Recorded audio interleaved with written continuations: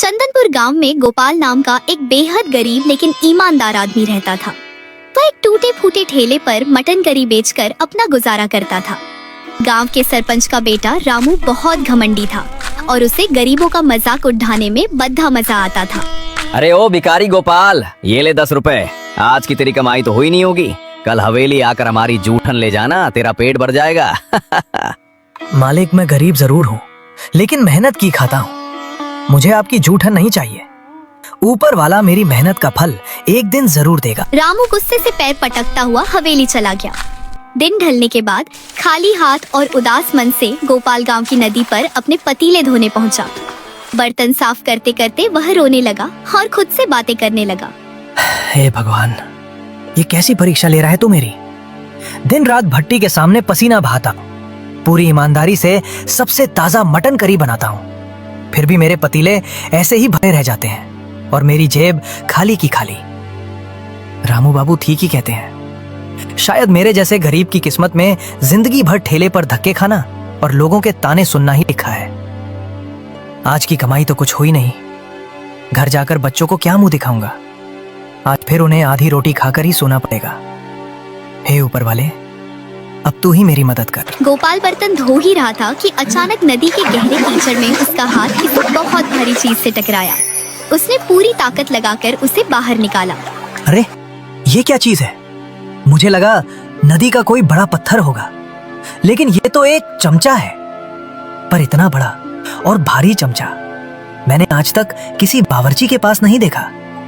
इस पर तो कितनी अजीब और पुरानी नक्काशी बनी हुई है, और ये पीतल का होने के बावजूद बिल्कुल असली सोने की तरह क्यों चमक रहा है? पानी के अंदर कीचड़ में इतने सालों से दबा होने पर भी इस पर जरा सा भी जंग नहीं लगा है, और ना ही इसकी चमक थोड़ी सी भी कम हुई है। देखने में तो ये किसी राजा महाराजा के जमाने का लग रहा है। जरूर ये कोई मामूली चमचा नहीं है। अगले दिन सुबह सुबह गोपाल उसी चमचे को धोकर अपने ठेले पर ले आया। दोपहर हो चुकी थी लेकिन एक भी ग्राहक नहीं आया था। तभी वहाँ एक बहुत ही कमजोर और बूढ़ा फकीर लाठी टेकते हुए आया। उसकी हालत देखकर लग रहा था कि वो कई दिनों से भूखा है। बेटा, 2 दिन से पेट में अन्न का एक दाना नहीं गया है। अब तो शरीर में खड़े रहने की भी ताकत नहीं बची। क्या इस गरीब को थोड़ा सा खाना मिलेगा? मेरे पास तुम्हें देने के लिए एक फूटी कौड़ी भी नहीं है। अरे बाबा, आप पैसों की बिल्कुल चिंता मत कीजिए। आप आराम से यहाँ बैठिए। जब तक आपका पेट नहीं भर जाता, मैं आपको अपनी सबसे बढ़िया गर्मा गर्म मटन करी और रोटी खिलाऊंगा। भगवान ने चाहा तो मेरी कमाई भी कहीं ना कहीं से हो ही जाएगी। गोपाल ने खुशी खुशी उस नए चमचे से पतीले में से मटन करी निकाली और फकीर की प्लेट में परोस दी।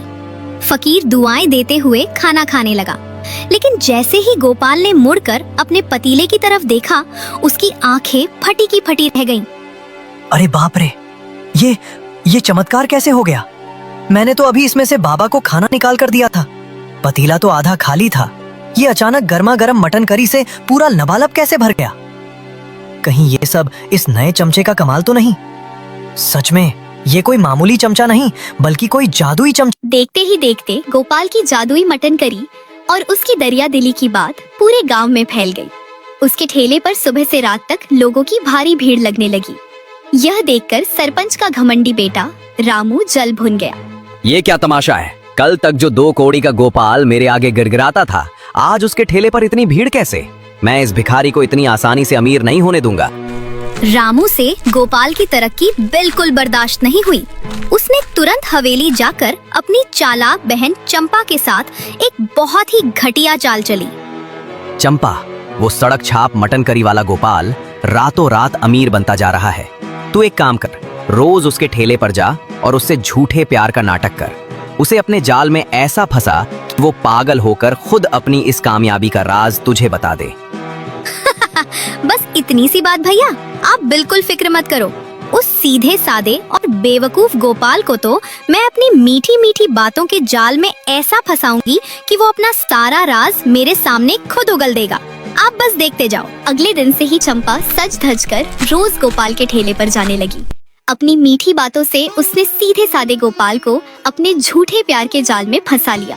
गोपाल जी, आपके हाथों की मटन करी खाकर तो मैं दीवानी हो गई हूँ, लेकिन मुझे एक बात समझ नहीं आती। आप अकेले इतने सारे लोगों के लिए दिन भर इतना सारा खाना कैसे बना लेते हैं? अरे चंपा जी, इसमें मेरी कोई खास मेहनत नहीं है। ये सब तो बस ऊपर वाले की मेहरबानी है और बरकत है। आप मुझसे झूठ बोल रहे हैं गोपाल जी। कल मैंने बाजार में कसाई से पूछा था, वो बोला कि आप तो उससे बस 2-4 किलो ही मटन लेते हैं। फिर ये आपका पतीला दिन भर लबालब कैसे भरा रहता है? कोई तो राज है जो आप मुझसे छुपा रहे हैं। राज? कैसा राज चंपा जी? कोई राज नहीं है। बस जब इंसान की नीयत साफ हो तो कम सामान में भी ऊपर वाला बरकत दे ही देता है। आप ये सब छोड़िए, खाना खाइए ना। मुझे नहीं खाना। मैं तो पागल थी जो आपकी इतनी फिक्र करती थी। मुझे लगा हमारे बीच एक खास रिश्ता है, लेकिन आप तो मुझे गैर समझते हैं। मुझ पर रत्ती भर भी भरोसा नहीं करते। ठीक है, मैं आज के बाद कभी आपके ठेले पर नहीं आऊंगी। अरे नहीं नहीं चंपा जी, आप रोइए मत। आप तो मेरे लिए बहुत खास हैं। मैं आपसे कुछ नहीं छुपाऊंगा। दरअसल बात यह है कि मुझे नदी किनारे कीचड़ में एक पुराना पीतल का जादुई चमचा मिला था। जब भी मैं उस चमचे से किसी गरीब को खाना परोसता हूँ तो पतीला अपने आप गर्मा गर्म मटन करी से भर जाता है। जादुई चमचे का राज पता चलते ही चंपा की आंखों में लालच चमक उठा। उसने तुरंत हवेली जाकर अपने भाई रामू को सब कुछ बता दिया। भैया, वो कोई मामूली चमचा नहीं, एक जादुई चमचा है। उसी की वजह से उसका पतीला कभी खाली नहीं होता। आप बस वो चमचा अपने कब्जे में कर लो। शाबाश मेरी प्यारी बहना, तूने तो मेरा काम आसान कर दिया। अब वो जादुई चमचा मेरा होगा और वो भिखारी गोपाल कल सुबह अपनी खाली पतीली देखकर खून के आंसू रोएगा। आज रात ही मैं उसका वो चमचा हमेशा के लिए गायब करता हूँ। यह सुनते ही रामू ने उसी रात अंधेरे का फायदा उठाया और दबे पांव जाकर वो सोने जैसा चमकता जादुई चमचा चुरा लिया। अगले ही दिन सुबह सुबह रामू ने गांव के चौराहे पर अपना एक बहुत बड़ा और शानदार ठेला लगा लिया। आओ गांव वालों, आज से इस पूरे गांव में सबसे बेहतरीन मटन करी सिर्फ रामू के ठेले पर मिलेगी। वो भिखारी गोपाल तो मेरे सामने कुछ भी नहीं है। आज तो पैसों की बारिश होगी। रामू अमीर ग्राहकों का इंतजार कर ही रहा था कि तभी वहाँ फटे पुराने कपड़ों में एक बेहद गरीब और लाचार माँ अपने रोते हुए बच्चे को लेकर आई। मालिक, मेरा बच्चा कल रात से भूखा है। भूख के मारे ये बहुत रो रहा है। इसके लिए बस एक रोटी और थोड़ी सी तरी दे दीजिए। भगवान आपकी झोली खुशियों से भर देगा। चल भाग यहाँ से। सुबह सुबह मेरी बोहनी खराब करने आ गई। ये कोई खैरात बटने की जगह नहीं है। मेरा ये शानदार खाना सिर्फ पैसे वालों के लिए है, तुझ जैसे भिखारियों के लिए नहीं। मालिक, मैं आपके पैर पड़ती हूँ। मेरे पास पैसे नहीं हैं, वरना मैं कभी ऐसे भीख नहीं मांगती। बस मेरे इस छोटे से बच्चे के मुंह में 2 निवाले डाल दीजिए। ये भूख से तड़प रहा है। मैं जिंदगी भर आपकी गुलाम बनकर रहूंगी, आपके बर्तन मांज दूंगी। बस मेरे बच्चे की जान बचा लीजिए। अरे जा जा, तेरे जैसे भिखारियों के लिए मैंने इतनी महंगी मटन करी नहीं बनाई है। अगर तुझे मुफ्त का खाना खाना है तो जा उस बेवकूफ गोपाल के पास। वो ही तुम जैसे भिखारियों को पालने का शौक रखता है। मेरा दिमाग मत खा और निकल यहाँ से, वरना अभी धक्के मार कर निकालूंगा। रामू ने उस रोती बिलखती गरीब माँ और उसके भूखे बच्चे को बुरी तरह बेइज्जत करके वहाँ से भगा दिया। तभी गांव का सबसे अमीर सेठ रामू के ठेले पर आया। रामू ने बद्धे लालच और घमंड के साथ उस जादुई चमचे को अपने पतीले में डाला। आइए सेठ जी, अभी आपको दुनिया की सबसे बढ़िया मटन करी खिलाता हूँ। उंगलियां चाटते रह जाएंगे आप। लेकिन ये क्या? जैसे ही रामू ने चमचे से सेठ की प्लेट में करी डाली, वो मटन करी स्वादिष्ट। अचानक सरे हुए कीचड़, ये क्या हुआ? पत्थर कितनी और बदबू? रेंगते हुए कीड़ों में बदल गई। रामू के पतीले से भयंकर बदबू आने लगी। छी, ये क्या बदतमीजी है रामू?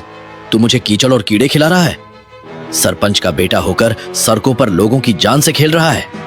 इसे तो सबक सिखाना पड़ेगा। सेठ ने गुस्से में अपने नौकरों से रामू का वो पूरा शानदार ठेला पलटवा दिया।